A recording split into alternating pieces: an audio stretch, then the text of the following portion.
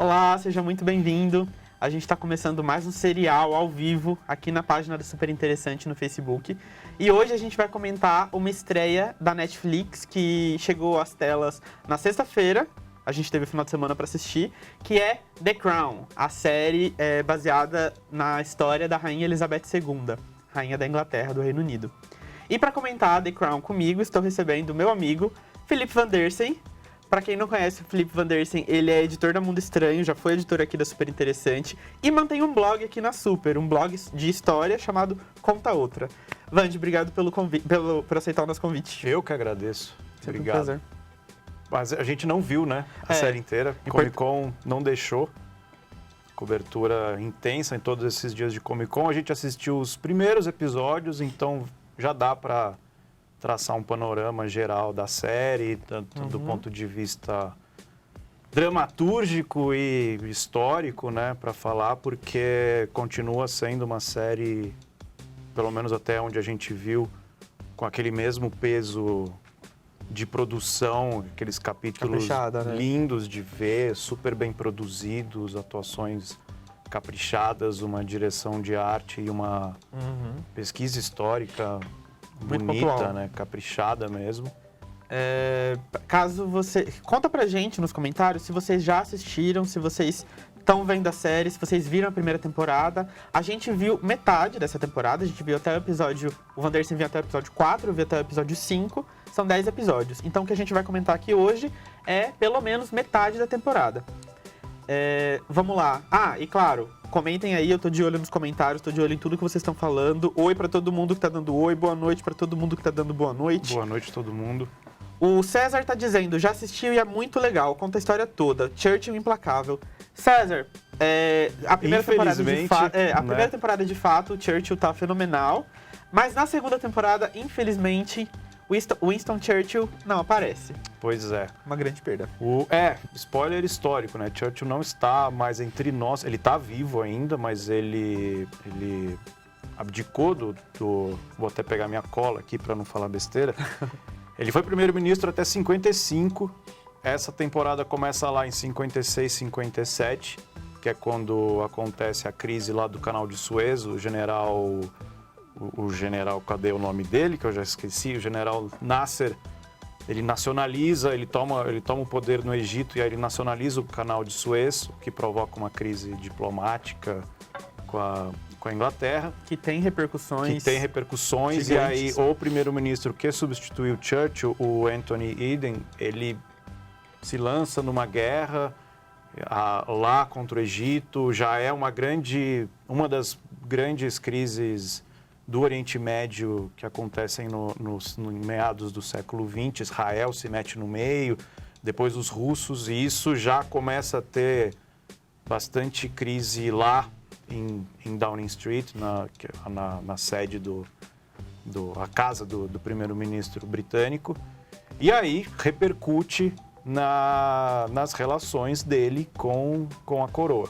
O que a gente já sabe, o que a gente já sentiu, o que todo mundo vai sentir.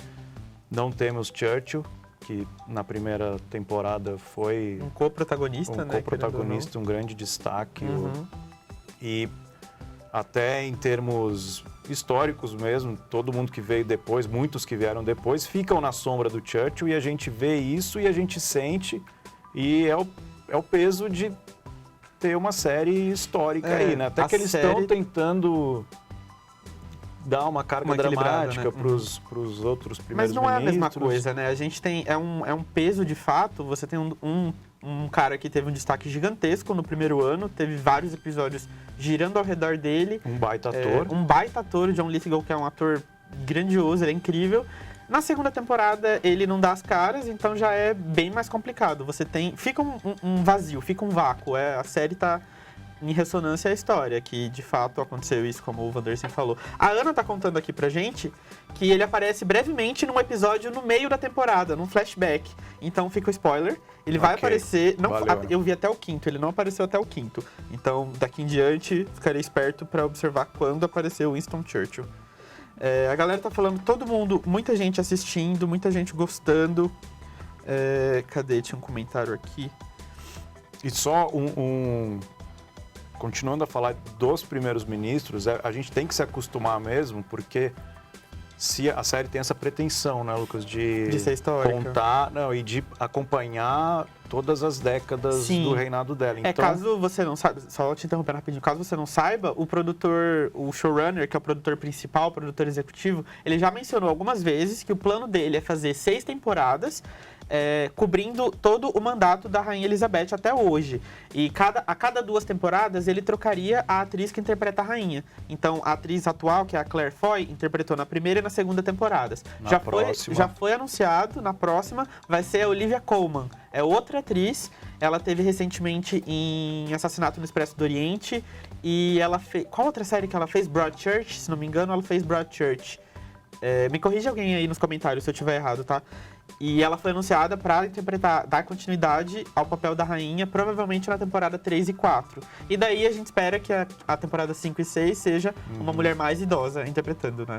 Já uma mulher de meia idade aí, Já né? trazendo mais para Ou os dias seja, atuais. se a gente tá órfão do Lithgow no papel do Churchill, é bom a gente se acostumar, porque do Churchill até a Theresa May, que é a atual primeira-ministra, foram 14 pessoas. Se são 6 temporadas, vai ter troca. Já no meio dessa segunda já tem troca de primeiro-ministro, já como os personagens começam a ficar meio...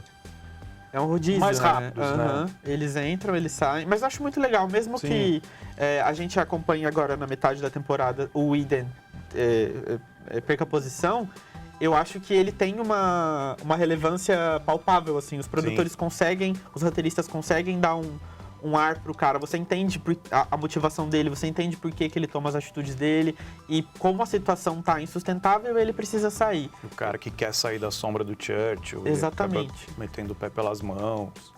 Eu acho isso muito legal. A gente tá vendo aí um trailer dessa segunda temporada e a gente viu um dos personagens novos. A gente teve o Winston Churchill que não tá voltando, mas tem um personagem novo que é o interesse amoroso da princesa Margaret, que é o... ele é interpretado... Tom Cavendish. Tom Cavendish. Ele é interpretado pelo Matthew Good, que é esse ator... Sabe, ele tá, bom, quando a gente voltar aqui pro cenário, eu mostro pra vocês. Ele tá num cantinho aqui. Ele é um rosto conhecido já, ele fez The Good Wife, a 6ª temporada, se não me engano, 5ª e 6ª temporada de The Good Wife. E é um cara... Olha, vamos ver, ele tá aqui. O chapéu Voltando do lado pra cá do agora. Esse Churchill. daqui, do lado do Churchill, esse aqui em cima. É o Tom Cavendish, é isso? Tom Cavendish é esse fotógrafo que tem esse relacionamento com ela. Que quer mudar ela, né? Ele tira retratos, mas logo na introdução dele, ele diz... Na verdade, eu não tiro retratos, isso é banal, isso é tradicional. E eu gosto de uma coisa mais ousada, coisa assim. E pelo visto dá pra dela. ver que ele vai ser... A princesa Margaret entra nessa, digamos, contracultura de elite, assim, um clube de pessoas bacanudas, descoladas e meio blasé, que fazem pouco da família real.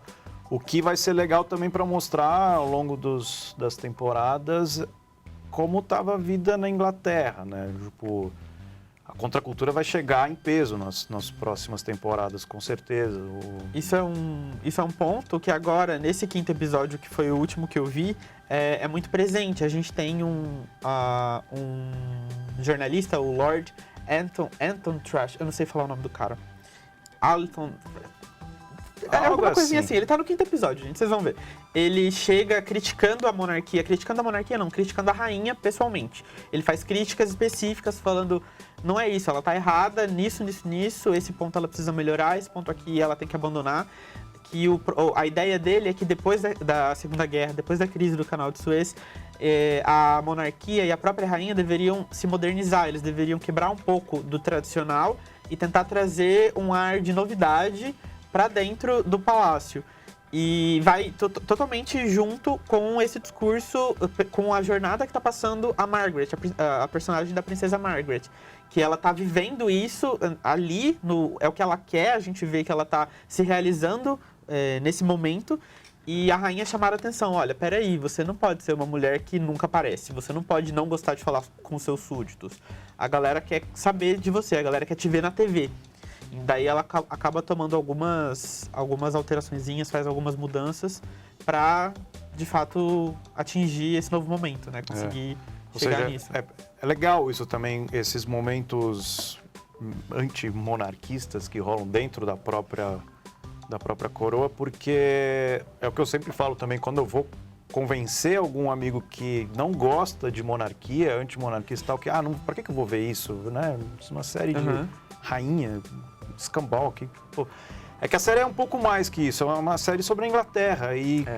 Caramba, daqui a pouco tem Beatles. Eu tô louco pra ver o episódio de God Save the Queen e os punks pichando a cara dela, então... Talvez esteja ainda muito longe da nossa realidade, ou do período que a gente costuma estudar com mais afinco, né? Quando começar a ter, sei lá, daqui 4 temporadas e mostrar Lady Di, né, e Príncipe William, Baby George...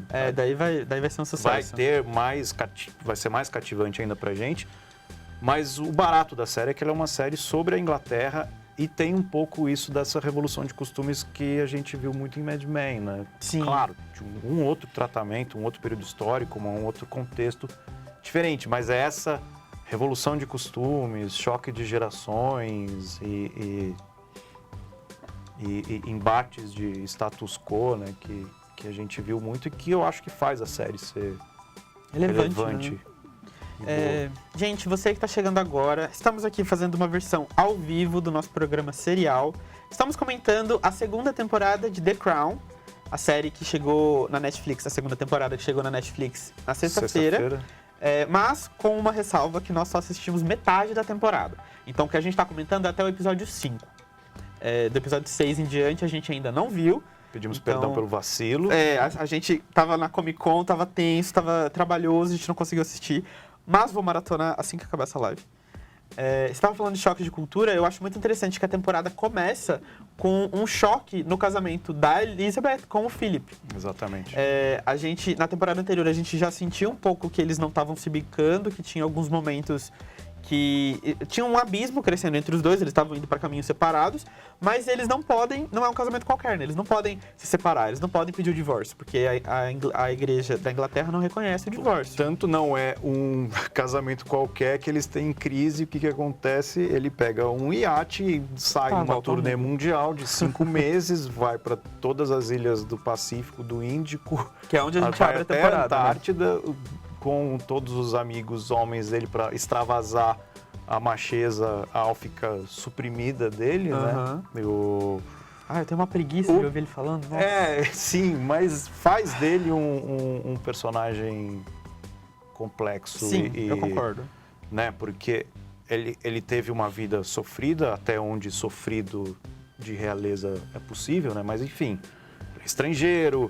O avô foi assassinado, o pai teve que fugir, ele nunca se adaptou bem, ele nunca se sentiu adaptado e todo macho alfa, anos 50, casa, não espera que a mulher vai virar rainha, ela vira e ele tem que se submeter a ser... Ele não é protagonista, né? Não é o protagonista e ele foi educado para ser protagonista e ela não, enfim, são todos esses dilemas que eles enfrentam que aos nossos olhos, século XXI, podem soar um pouco preguiça, né? Um pouco antiquados, assim, né? Cresce um pouco, mas é toda um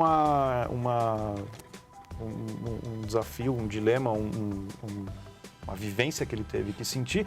E foi uma válvula de escape também para a série, para ter os momentos de 007 dela, assim, né? Tipo, vamos passear no meu iate, vamos jogar cricket com aborígenes. Sim, é o momento que a gente sai daquela história de palácio e família real. E é ele se esbaldando, curtindo a vida doidado e tal. Tipo, eu gosto do Philip, assim, como personagem, acho ele... Eu adoro o ator, o Matt Smith. Pra quem... Vocês devem conhecer, o Matt Smith fez o Doctor Who uns anos atrás. E eu não assisti a temporada dele do Doctor Who, mas eu acompanho ele desde então. E eu acho ele muito, muito legal, eu adoro o trabalho dele. Eu acho que ele traz uma carga muito legal pro Philip. Sim. Muita gente aqui comentando que gostou muito da temporada, uma galera já assistiu, uma galera tá assistindo. Bom saber que vocês gostam. É bom saber que vocês gostam tanto assim. Contem mais o que vocês estão achando, o que vocês acham dos personagens, qual o seu personagem preferido, se tem algum que você também não suporta. Eu não suportava o Eden, que é esse primeiro-ministro que tá que nessa segunda, bem que assume chato. depois do Winston Churchill, que não tem personalidade Sim. nenhuma, o cara era uma sombra do Winston Churchill. No momento em que o Winston Churchill vaza, o cara não consegue ocupar o lugar que ele deveria estar ocupando. Eu acho que ele é uma figura histórica errada, sei lá. Também não sei o quão insosso ele era, né, na vida real, mas pesquisarei isso. Também vou ter que fazer a minha maratona para fazer o meu post, né, fazer um guia histórico para entender a segunda temporada de The Crown. Em breve no blog Conta Outra. A gente já colocou aqui nos comentários para você ver o link do blog Conta Outra, que é o blog que o Vandersen mantém aqui na Super. E nesse blog tem um guia histórico para você entender a primeira temporada. Isso, gente. Caso você ainda não tenha assistido ou caso tenha ficado alguma dúvida. E o plano é fazer um para segunda, então. Faremos um para segunda porque é uma série que ela tem uma carga de história, óbvio, Sim. enorme, mas de geopolítica para entender, porque é todo o colonialismo da Inglaterra indo por espaço, ruindo, a Inglaterra perdendo aquele protagonismo que tinha antes da Segunda Guerra. Então a gente vê eles falando de países que diabos é, né? O que é Ceilão, o que é Nova Guiné. Então são muitas colônias que mudaram de nome e ficaram independentes. Então é bom isso ter e fora um monte de coisas que a gente vai aprendendo sobre as regras e o funcionamento de realeza, os títulos, né? Philip ganha um título lá que... Eu acho uma coisa que me marcou muito na primeira temporada foi que eles falam que a coroa sempre vem primeiro. Então, assim que o rei George morre e a Elizabeth vai se tornar rainha, ela é a que vai na frente. A coroa sempre vai primeiro. Então, é Sim. sempre ela liderando a galera, sempre ela na frente. Eu achei isso muito legal, The Crown Comes First. Me marcou, assim, da primeira temporada. Todos os diálogos que envolvem isso, que envolvem o sofrimento pessoal que eles têm por ficar debaixo dessa instituição são interessantes. A gente estava falando aqui de um diálogo bem bom do Philip com o melhor amigo dele, secretário dele. Não precisamos dar spoilers, mas Tranquilo. mas é um diálogo bem bom sobre o poder, a carga que o príncipe Charles, ainda um pequeno orelhudinho de 8 anos, exerce na rainha. E é nessas horas que que a série tenta transmitir essa carga mais humana e familiar para essas pessoas que a gente vê com certa preguiça, com certa, talvez até, ou simpatia ou antipatia, talvez simpatia pela pompa e toda, mas a antipatia pelas mesmas coisas, enfim, é uma coisa meio quase estranha pra gente, né? Ainda mais aqui no Brasil, exatamente, que a gente vive numa república, então... É bem diferente, né? É bacana trazer isso, essa carga humana. Que na primeira temporada é a melhor coisa, né? Sim.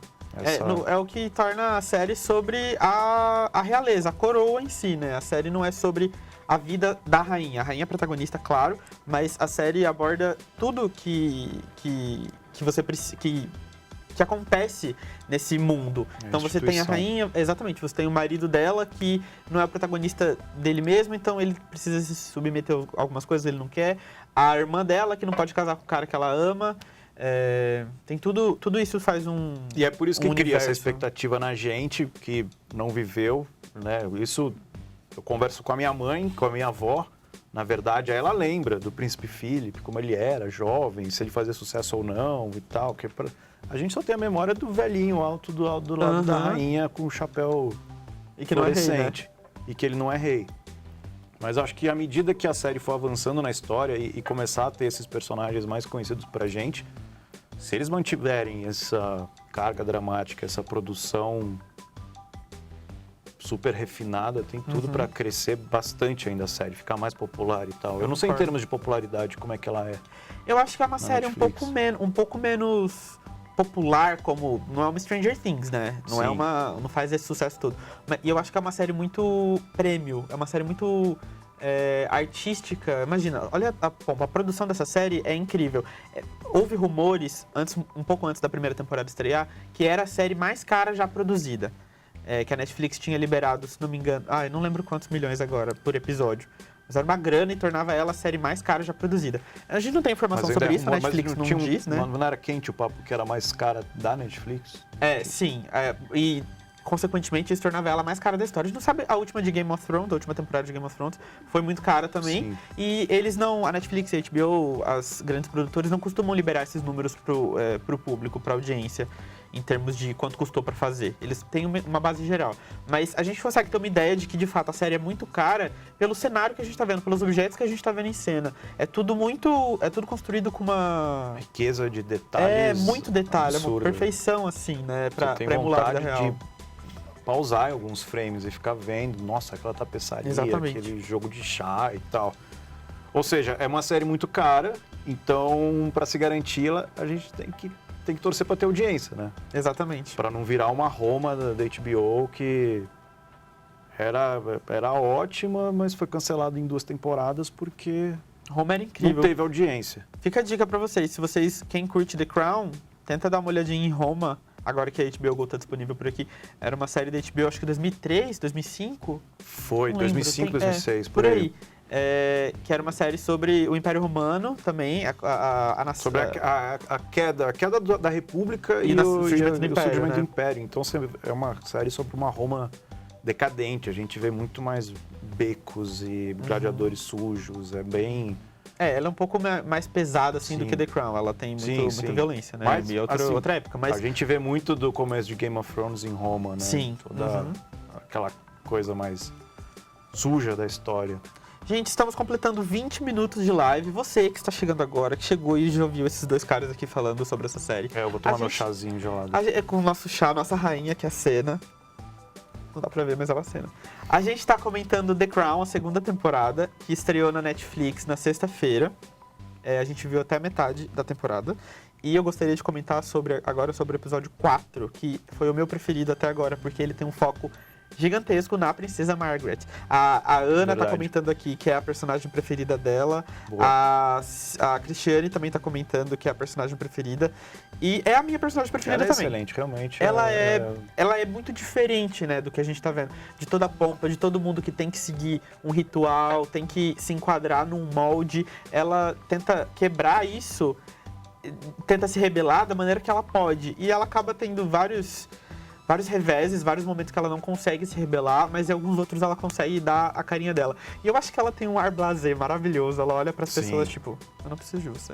Acho muito legal. Ela chama muito a minha atenção. E Ela é ótima e... Ah. Não, é curioso que nessas últimas semanas que o príncipe Harry, né, anunciou o casamento noivado, dele aham. eu esqueci o nome da plebeia. atriz, com uma plebeia. então, Meghan Markle? É isso o nome? eu não lembro agora. Mas teve esses jornalistas especializados em família real, isso existe na Europa especialmente, claro, comparando a realidade que os filhos do Charles vivem hoje com a realidade da mãe e da tia dele. Porque como eles hoje são capazes de serem felizes, de poderem casar por amor e tal, que era uma vida que a tia do príncipe Charles, a princesa Margaret, não teve, Aham. né? E a gente vê muito isso na primeira temporada. ela foi proibida de casar por amor e ela entra numa crise rockstar aí, né? Tipo, é toda a nossa carga de rock and roll, sexo e drogas, não exatamente estes termos, mas é esta carga dramática de espiral decadente de uma personagem, é o que ela vive aí. Então a gente simpatiza muito com ela, porque ela talvez seja a única membro da realeza que extravasa a humanidade para fora dos limites que quer mostrar, impostos, né? Quer mostrar de fato que é humana, né? Não é Sim. uma maquininha que Porque tá ela ali. realmente sofre. Ela sofre. Eu amo o sofrimento dela. Quer dizer, não amo eu amo o sofrimento dela, amo ver ela sofrer, porque, né, eu tô entendendo que... Sim, a gente tá no acontece. sofá. Então tá. E eu falei especificamente do episódio 4, que é o episódio totalmente voltado pra ela, porque nos 3 primeiros, ela fica muito apagada, ela quase não aparece. Os 3 primeiros episódios têm um foco muito grande no casamento da rainha com o Philip. como a Foco gente muito comentou. nele, né? Também. Foco muito nele, ele toma a dianteira no 2º episódio, principalmente, né? Sim. E depois isso dá uma balanceada. Mas isso é uma crítica que eu tenho à série. Eu acho que a série, às vezes, por exemplo, no quarto episódio, no terceiro, que termina a Elizabeth e o Philip conversando, meio que se acertando, mas tendo uma crise. O quarto tem um foco na Margaret. Aí volta o quinto e volta pra rainha numa outra situação. Então, são vários plots, várias historinhas, várias pequenas jornadas estarem mais conectadas, né? Ela vem num episódio, aí ela some, fica 3 episódios fora, aí ela volta no outro com força total. Eu acho que ela poderia ser mais permeada, assim. Isso é uma crítica que eu tenho, inclusive, à primeira temporada. Eu acho que você tem grandes focos, sendo que isso poderia ter sido mais diluído, assim. Tem mais cara de novela, né? Tem mais uma cara de novela. Exatamente, na primeira temporada, e agora na segunda a gente também tem, alguns episódios que eles terminam com um aviso histórico. Olha, na vida real o que aconteceu foi isso. Na primeira temporada é aquele episódio em que a névoa cobre Londres, né? E morre não sei quantas pessoas. Não sei se vocês lembram, mas o episódio termina com um aviso na tela falando isso de fato aconteceu, no final morreu tantas pessoas e blá blá. Você fica, peraí, isso não é o final da temporada. Por que eles estão fazendo isso? Aí vem no outro episódio e continua normalmente, nada aconteceu. Sendo que talvez esse aviso histórico, dá uma vibe documental assim, mas que é diferente, né? Talvez por isso cause tanto atrito pra mim, porque não é uma coisa que a gente tá acostumado a ver. Mas que talvez pudesse ser observada, pudesse ser mencionada por algum personagem no episódio futuro, ou alguma coisa assim. Parece que eles querem encerrar aquela história. Mostra aquilo, fica naquele solto, momento. E depois nem é mal mencionado. Ou quando, assim, aquele momento encerra o negócio, sabe? Eu acho que poderia ser menos episódico, assim, ser mais diluído. Mas sei lá, isso não atrapalha a série como um todo, né? Não, pois é. A Maria tá perguntando pra gente... Falei um monte, né? A Maria tá perguntando... É assim mesmo. A Maria tá perguntando aqui pra gente como faz pra ver a segunda temporada. Maria e outras pessoas que não estão ligadas, a segunda temporada estreou na Netflix na sexta-feira. Por isso que a gente tá comentando aqui. Já tá disponível para ser visualizada se você é assinante da Netflix, já tá disponível no seu serviço de streaming. Desde sexta, né? Desde sexta-feira. A gente não falou de Michael C. Hall, o Dexter, que está interpretando o presidente... Qual presidente? Kennedy. O Kennedy. A gente não falou porque ele ainda não apareceu. Ele não apareceu até metade da temporada. Eu achei que ele ia ter uma grandiosidade forte, assim. Eu achei que o cara ia ser meio que o substituto do Winston Churchill, ia meio que comandar a série junto com a Rainha Elizabeth. Mas ele não aparece até metade da temporada. Bom, quem viu todos, né, pode... conta pra gente. Esclarecer isso pra gente, se ele tem. Aliás, é uma série que resgatou grandes atores. Quer dizer, resgatou muito de Dexter aí, né? Tem além do Michael C. Hall... O próprio John Lithgow. John Lithgow foi talvez o maior vilão. O Trinity Killer, o melhor vilão de Dexter. Quarta temporada.